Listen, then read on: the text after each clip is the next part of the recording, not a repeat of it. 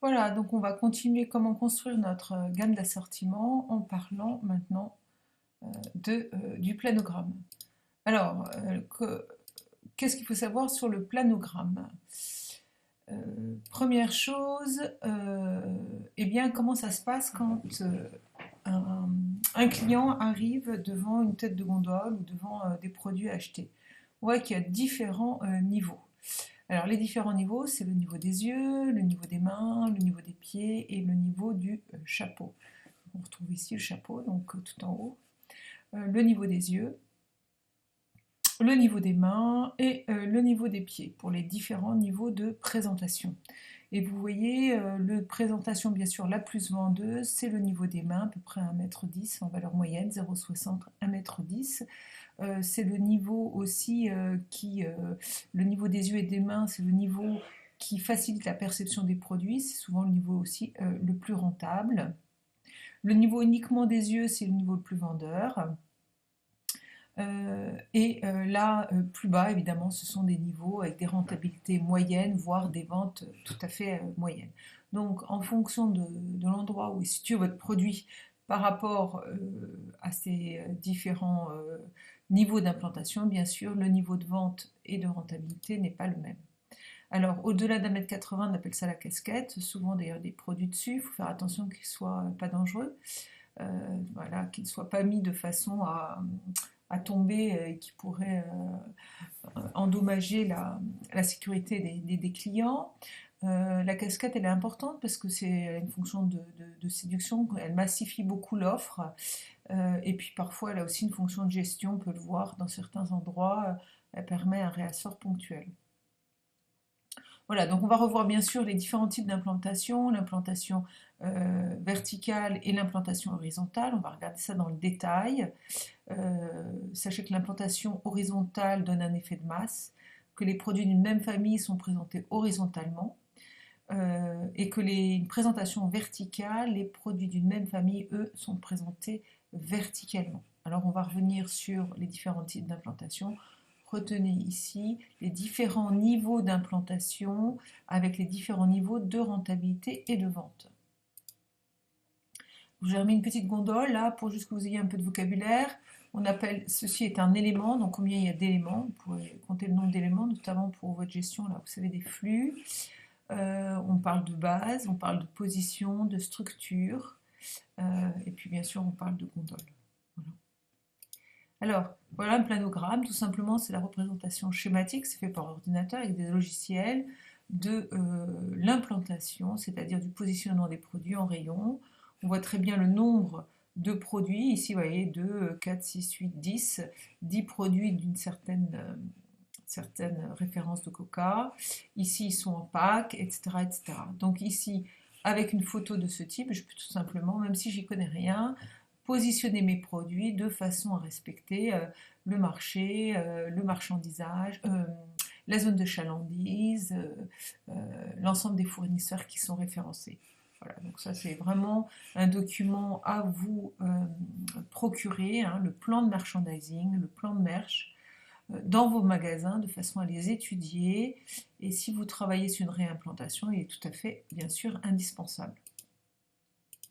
Alors, dans le planogramme, le pas vu, pas pris. On parle de seuil de visibilité. En grande surface, le consommateur se déplace à peu près 1 mètre par seconde, voire 0,8 mètres par seconde dans les petites surfaces. Alors ça veut dire quoi? Ça veut dire que si on sait que l'œil ne perçoit que c'est 1/3 d'image par seconde, ben on peut dire que le seuil de visibilité des produits est de 27 cm à 33 cm. Ça veut dire que si votre produit il fait moins de 27 cm, eh bien, en marchant dans un rayon, vous ne pourrez pas, sa visibilité sera nulle. Hein, c'est le seuil en dessous duquel l'offre n'est pas perceptible. Voilà, alors selon cette technique, pour un produit par exemple qui a un facing de 20 cm, il faudra le mettre au minimum sur 2, c'est-à-dire 2 facings, de façon à ce qu'il soit visible, pour être au-dessus du seuil minimum de 33 cm. Voilà, voilà l'explication des 33 cm. Alors ici, on a à nouveau un rayon, vous voyez, et puis je vais vous parler de la règle des 3/3. Alors avec un sens de circulation dans ce sens-là. Généralement, tout simplement, La croissance se situe ici dans le deuxième tiers. Hein. Le client va avoir, on sait que la zone chaude, elle se situe là au centre de la gondole. Donc, on va avoir tendance à placer les marques de distributeurs, puisque c'est les marques pour lesquelles l'enseigne fait de la rentabilité. On va placer les nouveautés, tout ce qui est relais de croissance au cœur du linéaire. Toutes les marques, tous les grands segments de marques qui font des volumes, on va essayer de les placer dans le premier et dans le troisième tiers, justement pour atténuer cette règle de zone chaude uniquement au milieu du rayon. Donc la règle des 3 tiers. Si je suis un fournisseur ou un fabricant, en revanche, qu'est-ce que je vais essayer de faire? Je vais essayer de placer mon concurrent principal dans les deux autres tiers et je vais essayer, moi, de m'implanter comme Barilla en plein milieu, là, des deuxièmes tiers. Je vais essayer de mettre mes Panzani, mes listes du cru dans les tiers qui sont beaucoup moins vendeurs. Voilà. Si je suis distributeur, bien évidemment, c'est ce que j'ai expliqué, j'essaierai de mettre en tout cas mes marques de distributeur ou mes nouveautés au centre. Alors, selon la présentation des articles en linéaire, le pourcentage d'achats non listés peut varier. Alors, retenez bien, il existe deux types de présentation des produits en linéaire. Soit un schéma d'implantation horizontal, soit un schéma d'implantation vertical. Alors, le schéma d'implantation horizontale, regardez, vous avez 4 niveaux. Schéma d'implantation verticale, vous allez aussi avoir 4 niveaux, le niveau 1, le niveau 2, le niveau 3 et le niveau 4, pardon. Mais les sardines ne seront plus horizontalement implantées, mais elles seront implantées de façon verticale. Voilà, alors il y a quelques règles à savoir. La verticalité, on peut, suite à la verticalité, se dire maintenant comment j'implante. Est-ce que j'implante par marque ou par produit? Vous savez, les fameuses sous-familles de produits ou par catégorie de produits. Par exemple, dans les sardines en boîte, on peut dire qu'il y a différents produits de sardines en boîte. Est-ce que je mets les différents produits tous verticalement ou est-ce que je mets toutes les marques, tous les produits qui concernent une marque verticalement? Voilà, c'est un choix qu'il va falloir que je fasse. Alors, l'horizontalité, c'est l'inverse, c'est de dire que les produits ici, ils sont implantés de façon horizontale. Encore une fois, il faudra que je vois, est-ce que je mets toutes les marques de façon... est-ce que j'implante toutes les marques par marque ou est-ce que j'implante par catégorie de produits? Pareil, ici, un petit peu toutes les marques sur les sardines à l'huile, un petit peu de toutes les marques pour les sardines avec des piments, par exemple, etc. Ou est-ce que je mets que la marque Intel, la marque deuxième marque, etc. Voilà, donc retenez bien un schéma d'implantation horizontale, un schéma d'implantation verticale. Et pour chaque implantation, on choisit soit la marque, soit la catégorie de produits. Alors, retenez aussi que la meilleure implantation, c'est la verticalité. C'est celle-là qu'on retrouve partout. C'est une meilleure visibilité de l'offre, c'est une meilleure compréhension par le client de la segmentation, c'est aussi une même comparaison des prix. Et vous voyez, un client qui voudrait regarder un petit peu tout ce qui est sardines en boîte, il est obligé de faire toute la gondole, d'aller jusqu'au bout pour avoir toute l'offre des sardines en boîte. C'est pas très pratique. C'est pour ça qu'on privilégie toujours la segmentation verticale. Voilà, c'est la technique la plus efficace. Alors, le gros problème, ça va être qu'est-ce qu'on va mettre en vertical? On met les marques ou on met les produits? Alors, tout ça, ça va dépendre de l'indice de sensibilité à la marque. L'indice de sensibilité à la marque, c'est quoi? C'est tout simplement de dire, par exemple, là, vous voyez, vous avez une source Credoc qui vous dit que le café est à 110, les collants à 78 et les shampoings à 104. Ça veut dire quoi? Ça veut dire que si vous allez acheter un café, vous êtes très sensible à la marque.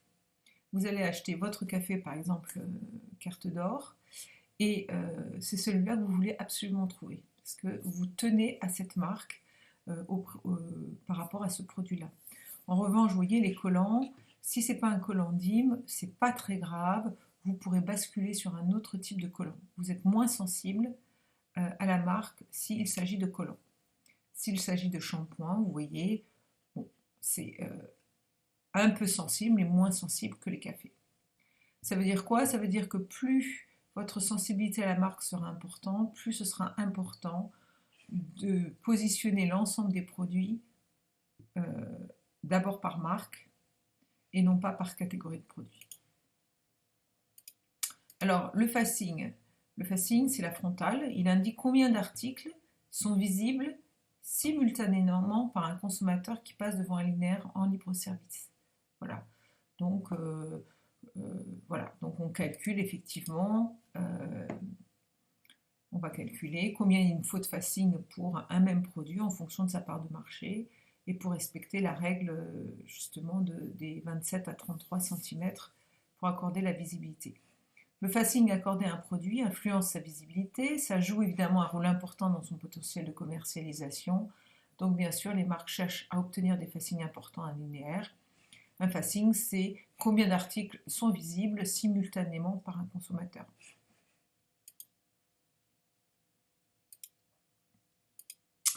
Alors, si on reprend la présentation verticale des produits et horizontale des marques, la présentation verticale des produits, ça convient pour un indice de sensibilité faible aux marques. On va à chaque fois mélanger les marques et pour chaque type de produit, eh bien, on mettra bien en évidence, par exemple pour les nouilles ou pour les pâtes, on verra les coquillettes, les torsadés, etc. On mettra bien en évidence, quelles que soient les marques, d'abord la catégorie de produits. Donc, on revient toujours à notre processus de décision du consommateur, qui est la plus importante dans les critères d'achat. Suite aux enquêtes documentaires et au Crédoc, on pourra voir les indices de sensibilité par rapport à nos marques. Vous voyez, 2 magasins Auchan peuvent avoir des présentations différentes en fonction des indices de sensibilité aux marques de la zone de chalandise dans laquelle vous êtes.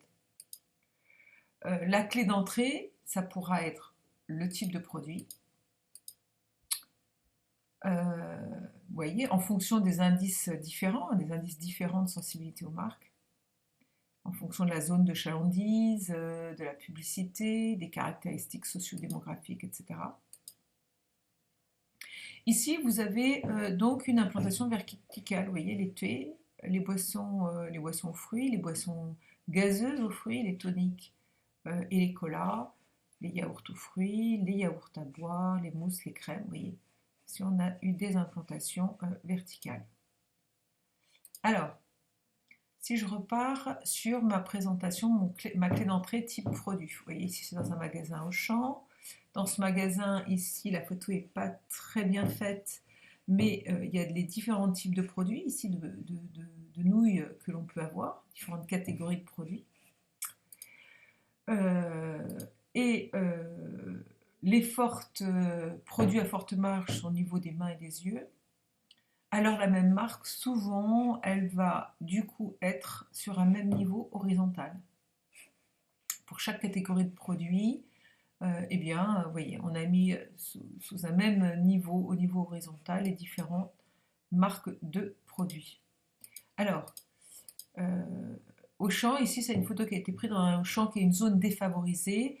Et là, le produit est plus important que la marque. Donc, ce sont des personnes qui sont moins sensibles à la marque. Par contre, ils veulent bien dans leur clé à entrée. Le type de produit est important. Donc, sur l'axe vertical, on a bien mis le choix du type de pâte. Et sur l'axe horizontal, du coup, on a mis le choix de la marque. Alors, une présentation maintenant verticale des marques et horizontale des produits. Donc, verticale des marques, vous voyez, là c'est très clair. Voilà une présentation verticale de la marque Lu. On a les marques Lu. Après, je crois qu'il y a du Belin. Et après, ici, en tout cas, bon, je crois qu'on a des marques propres, etc.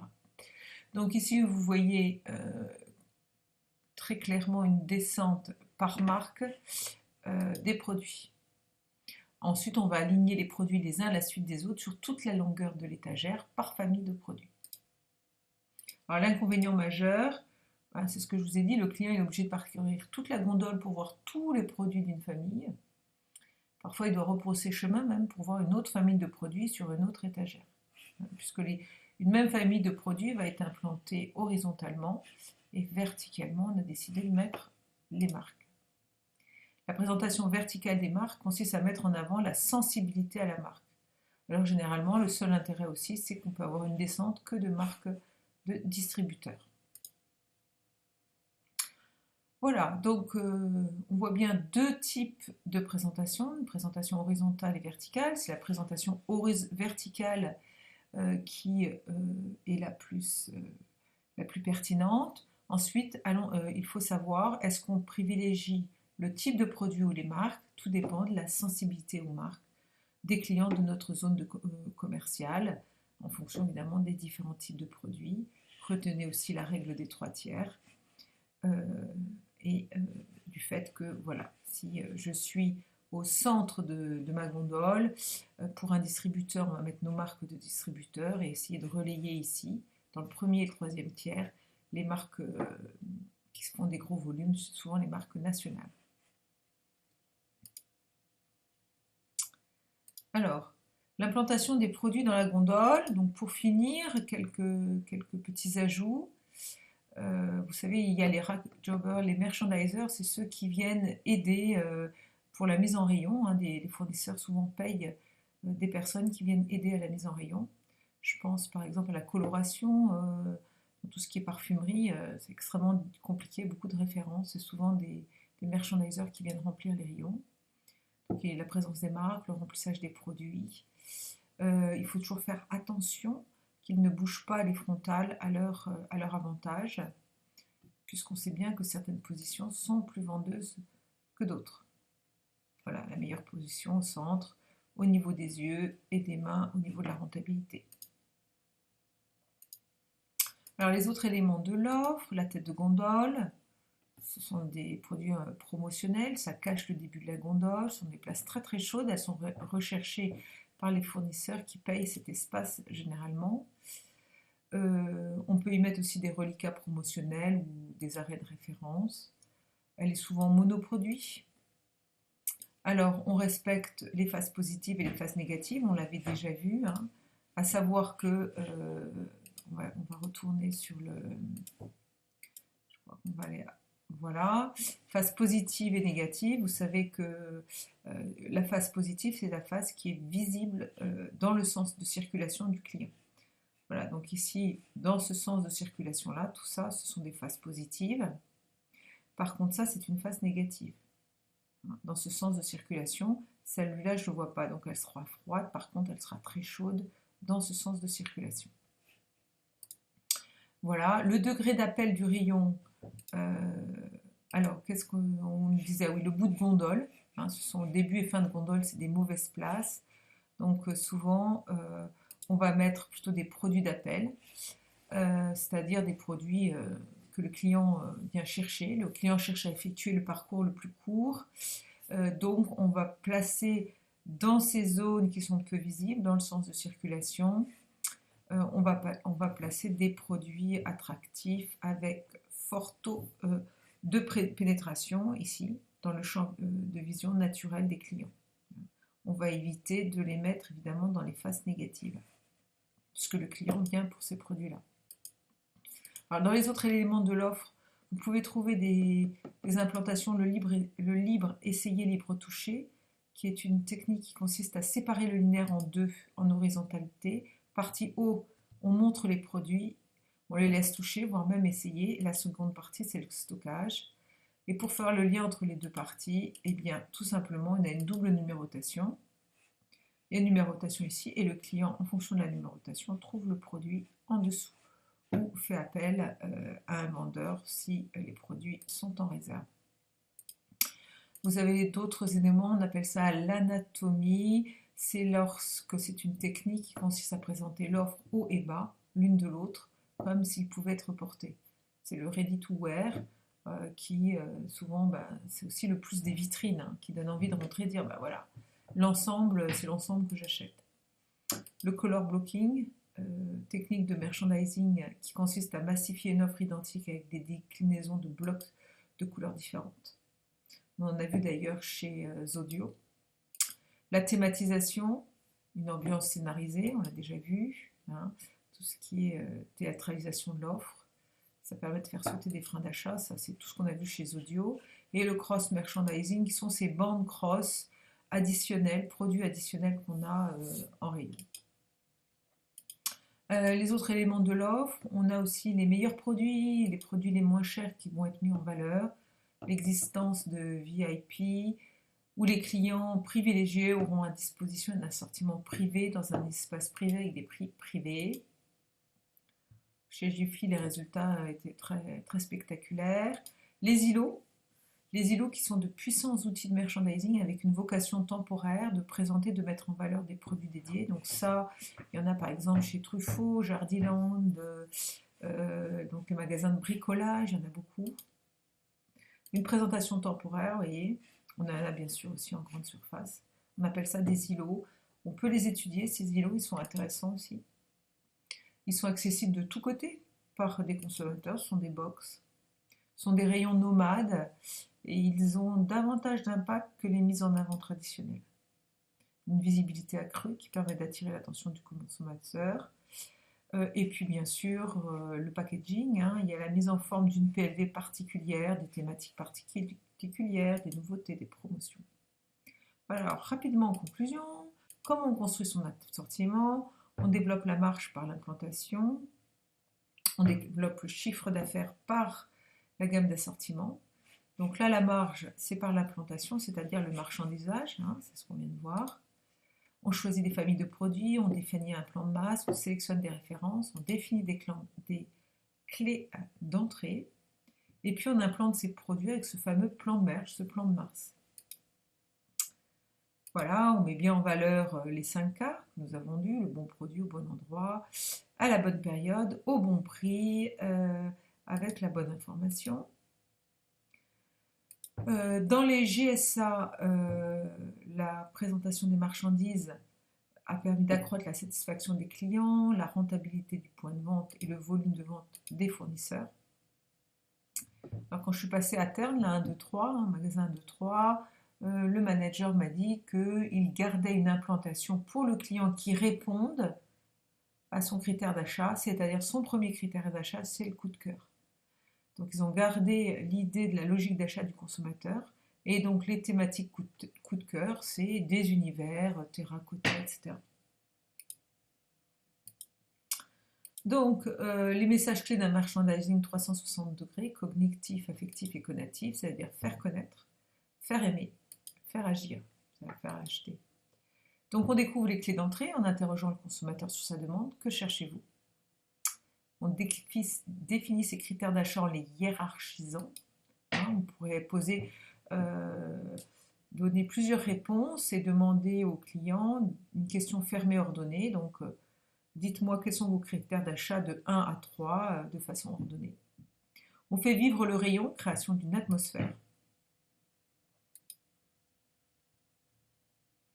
Et voilà, nous avons terminé notre petite présentation sur le planogramme. Et donc nous continuerons ensuite par 2 petites vidéos qui parlent plutôt de la